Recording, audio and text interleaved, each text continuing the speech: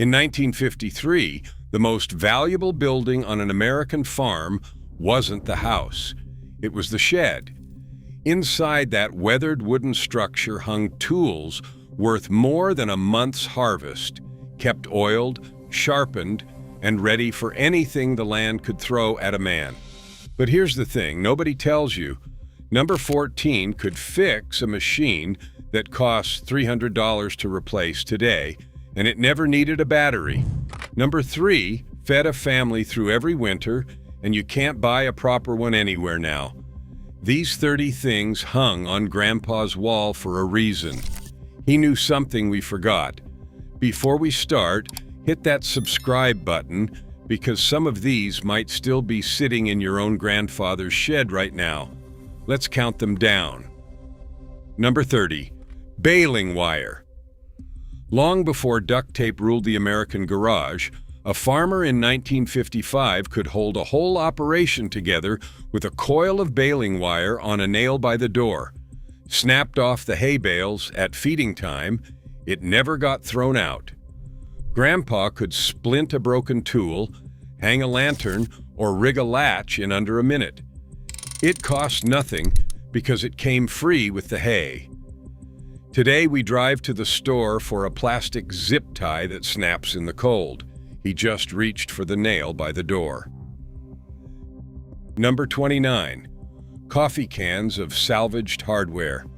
Every shed had a shelf, and on it sat a row of Folgers and Maxwell House cans, lids long gone, each heavy with a lifetime of loose hardware. When a bolt sheared off the mower deck on a Sunday and the dealer was 40 miles away and closed, he didn't panic.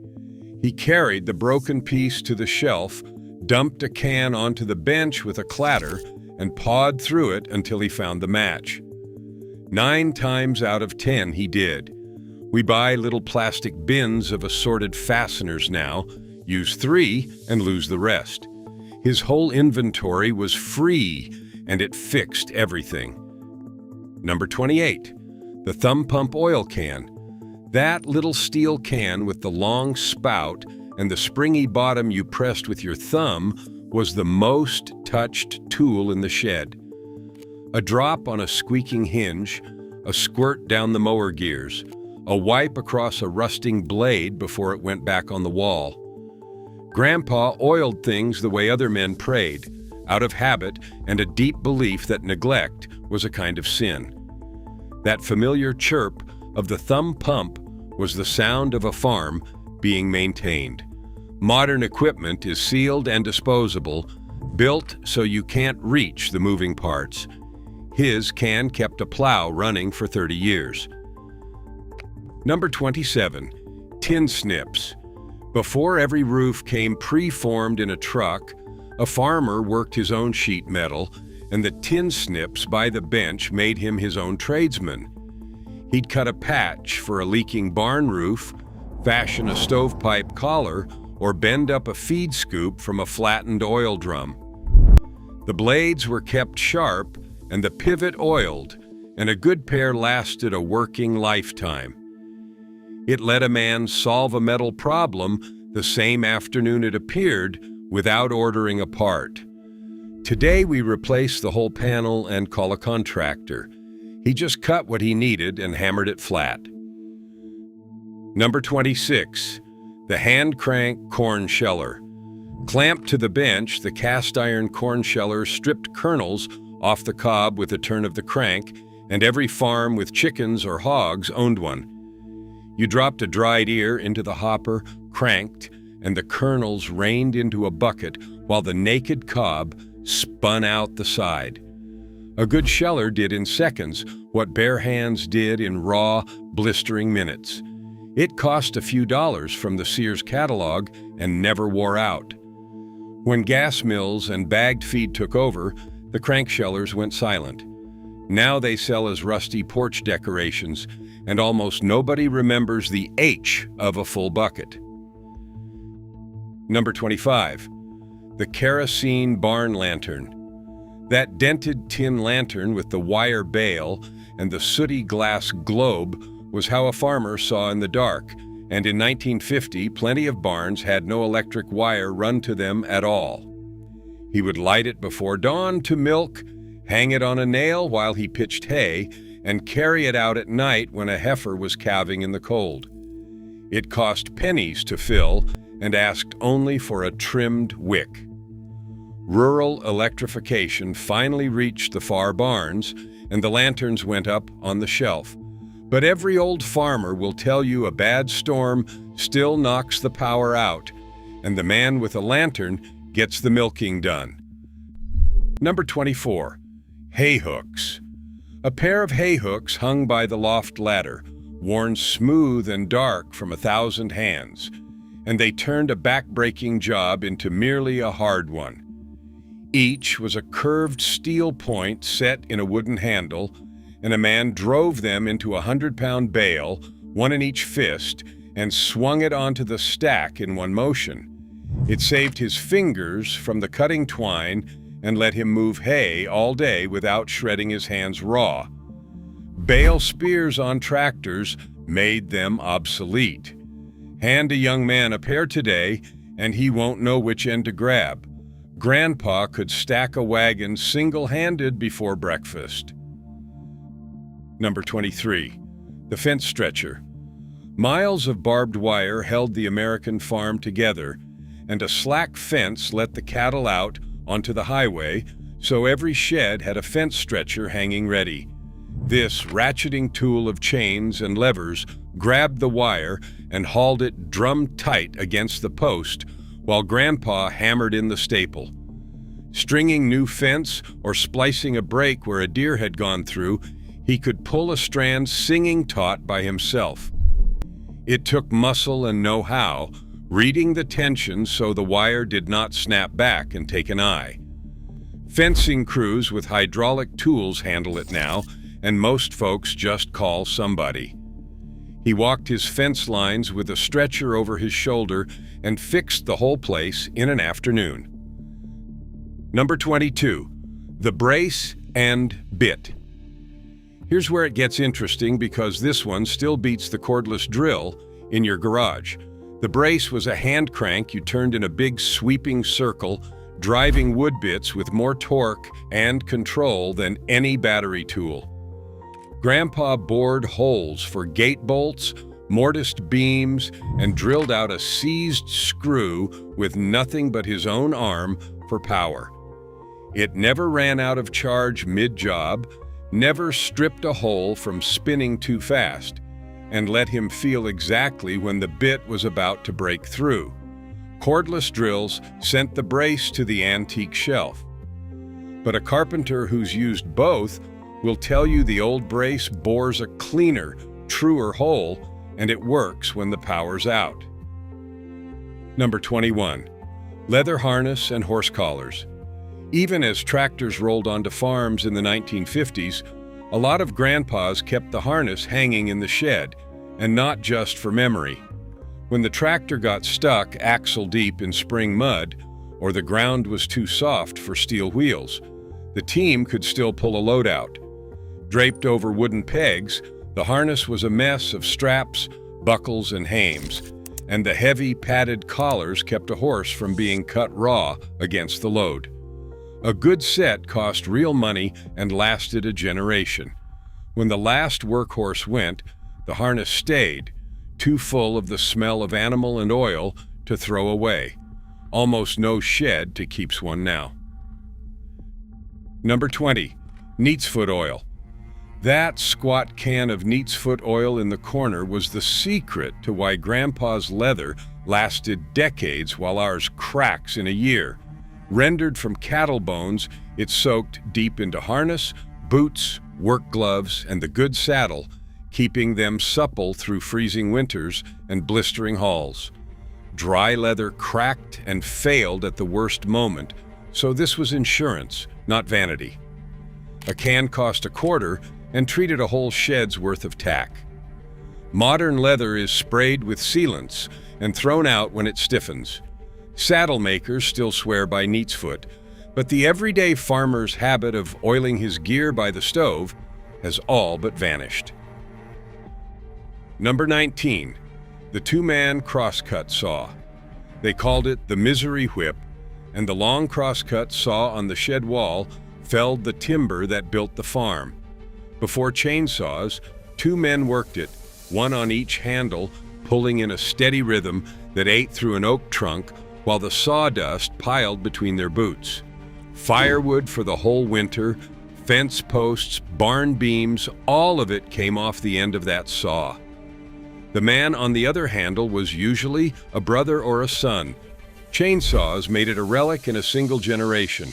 Now it hangs decorative over a fireplace, and few remember the ache, the sweat, and the strange satisfaction of a tree coming down by muscle alone.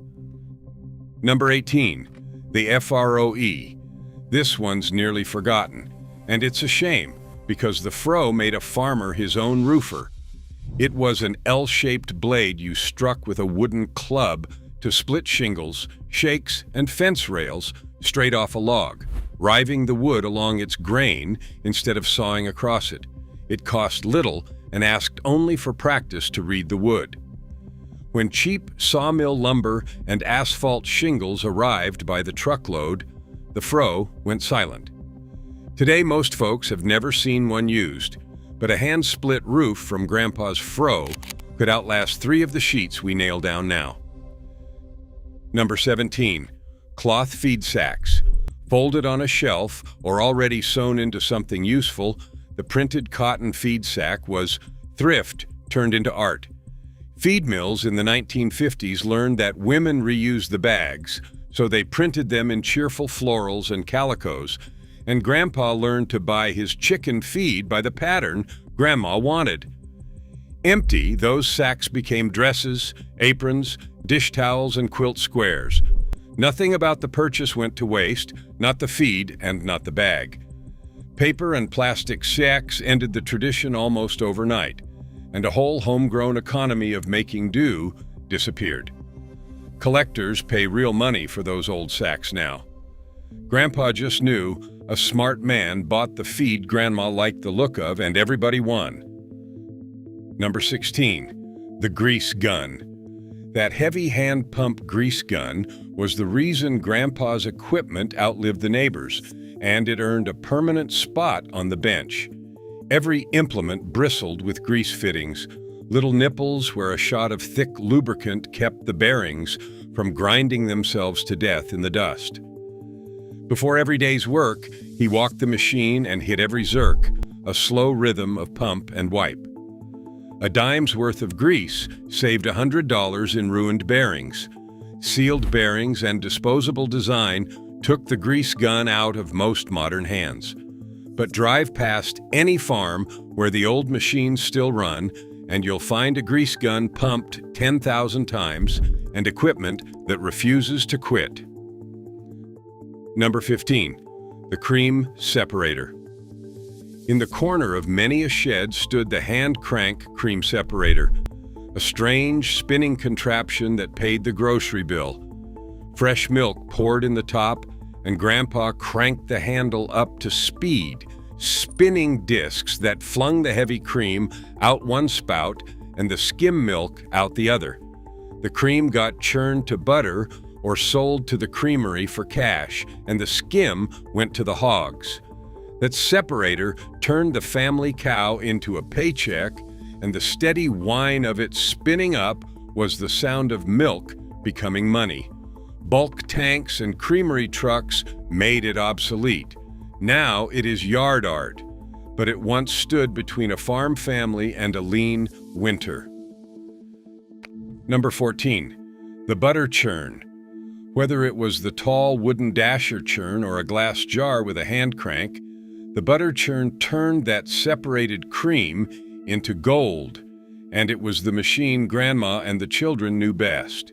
You worked it, the cream, sloshing and thickening while your arm burned, until suddenly the butter broke into golden lumps in the buttermilk. Fresh farm butter cost nothing but labor and tasted like nothing you can buy today. It was a chore handed to whoever was small enough to keep still. Store-bought butter and refrigeration ended the churning. That specific arm-aching rhythm and the taste of butter made an hour ago is nearly gone from the world. Number 13, the clamshell post hole digger. Every fence, gate, and clothesline started with a hole, and the two-handled clamshell digger in the shed dug them all. Grandpa slammed the two blades into the earth, spread the handles to bite a chunk of dirt, and lifted it out over and over until the hole was deep enough to set a post that would stand for 50 years. He paired it with a heavy iron bar for prying stones. It cost a few dollars and never broke down. Gas augers dig post holes now, and most folks rent one. But Grandpa dug a straight, tight hole by hand, and the fence he set still stands square along the road. Number 12, the cobbler's last. That iron foot-shaped stand, the cobbler's last, meant a family in 1955 never threw out a pair of boots over a worn heel. Grandpa slipped the shoe over the metal foot, and with a handful of tacks, a knife, and a scrap of leather, he'd resole a work boot or nail a heel back solid. Good boots cost real money, so you fixed them until there was nothing left to fix. The tap of him setting tacks by the stove on a winter night was a familiar sound. It saved dollars and taught the children that things got repaired, not replaced. Cheap imported shoes and the throwaway habit killed home shoe repair dead. The last went cold, and now most people would not know how to save a favorite boot if their life depended on it. Number 11, the kraut cutter. Come fall, the long wooden kraut cutter came off the wall, and the whole family turned the cabbage patch into a winter's worth of sauerkraut. It was a flat board with a razor-sharp angled blade, and Grandpa slid whole cabbage heads across it, shaving them into a snowfall of ribbons that dropped into a crock below. Salted, pounded, and left to ferment, that shredded cabbage fed the family through the months when nothing grew. The crock lived in the cellar and lasted till spring. Bagged, store-bought kraut and year-round produce made the ritual pointless, and the big cutters went up on the wall as decoration. But that homemade kraut, sharp and alive, tasted like nothing in a grocery jar. Number 10, the apple peeler. Clamped to the edge of the workbench, the cast-iron hand-crank apple peeler was pure, ingenious mechanism, and it turned bushel after bushel into pies and sauce. You jammed an apple onto the fork, turned the crank, and a little blade rode the spinning fruit, peeling off one continuous curling ribbon of skin while a gear pushed it along. At harvest, the family put up dozens of quarts of applesauce and dried apple rings for winter, and this little machine made the mountain of fruit manageable. It cost $1 or $2 and worked forever. Refrigeration and canned everything ended the Great Fall canning marathons. The peelers turn up at estate sales, but the harvest time hum of a family putting up food is mostly a memory. Number 9, steel milk cans.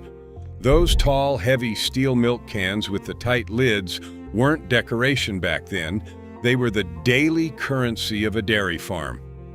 Grandpa filled them at the morning milking, hauled them to the end of the lane, and the creamery truck swapped full for empty. Each held 10 gallons and weighed a strong man's limit when full, and hoisting them built the shoulders you saw on every dairyman. The whole rhythm of the farm bent around those cans. Bulk cooling tanks and tanker trucks made them obsolete almost overnight in the 60s. Now they sit on front porches holding umbrellas, painted with barns and roosters, and hardly anyone remembers the cold morning wait of a full one. Number 8, the peavey. Any farm near timber kept a peavey, a stout wooden handle tipped with a spike and a hinged steel hook, and it was the tool that let one man wrestle a whole log. Rolling a felled trunk, freeing a jammed piece, or loading logs onto a wagon. Grandpa bit the hook into the wood and used the long handle for leverage that multiplied his strength many times over. A heavy log no man could budge by hand turned obediently with a peavey. Hydraulic loaders and grapples made it a specialist's tool. Most people today have never heard the word, but Grandpa could deck a pile of logs alone with a peavey, moving timber that looked impossible to move.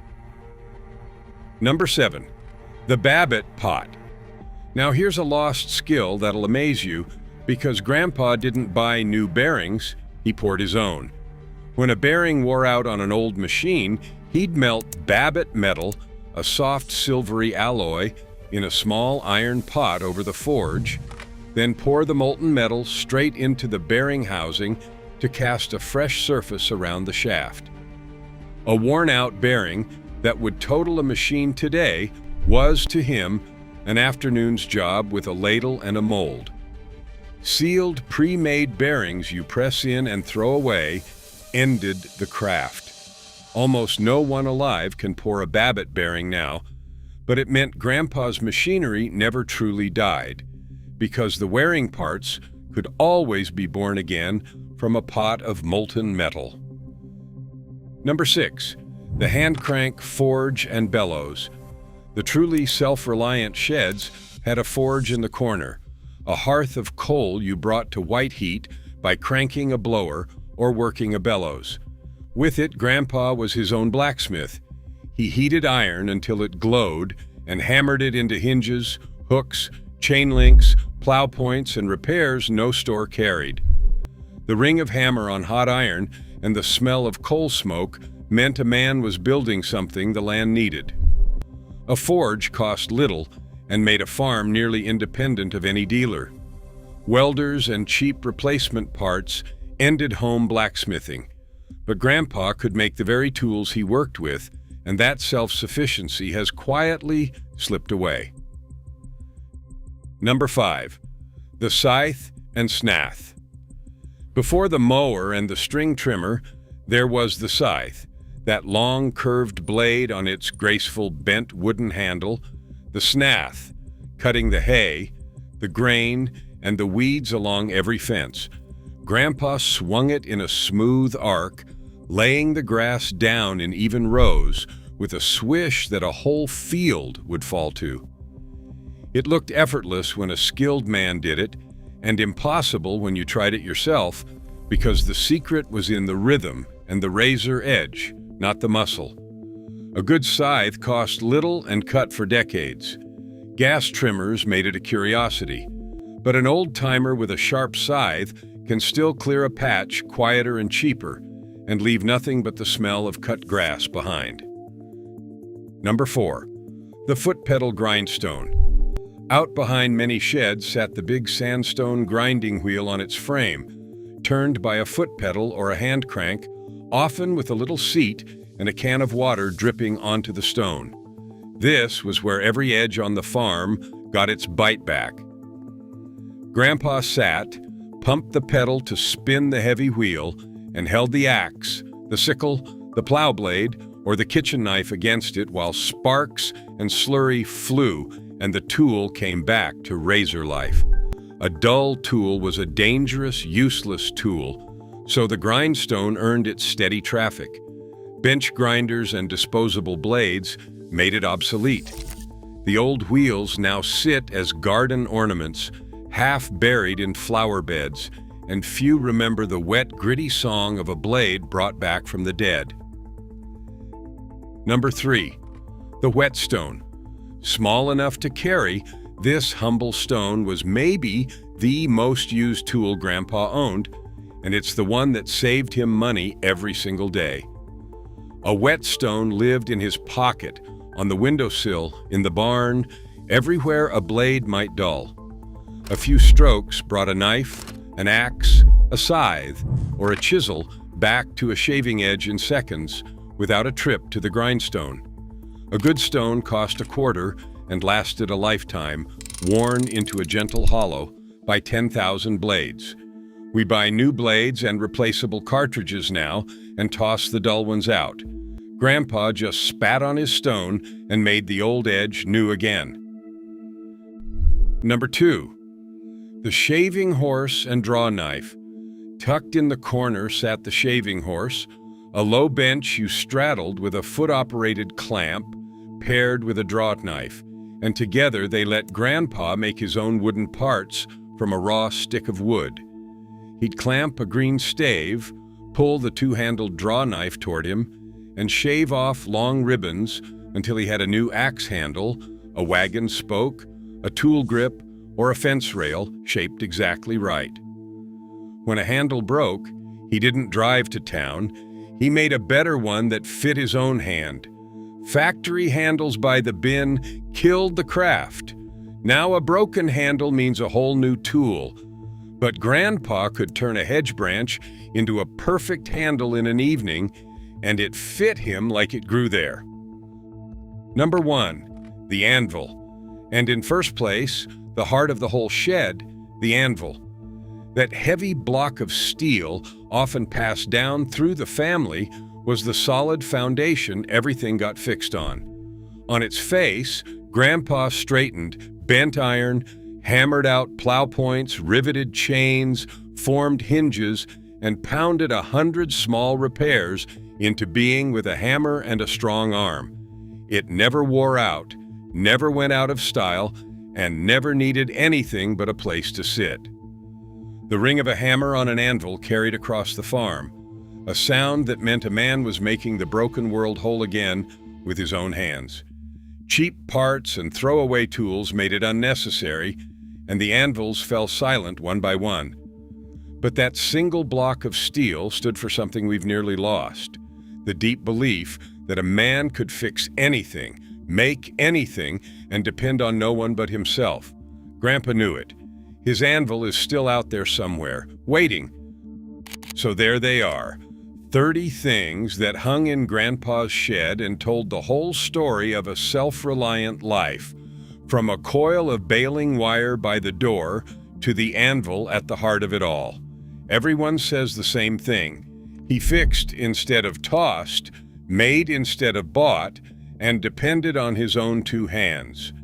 Which of these do you still have out in a shed somewhere? Drop it in the comments, because I'd bet at least one of you has Grandpa's anvil sitting in the barn right now. Tell me its story.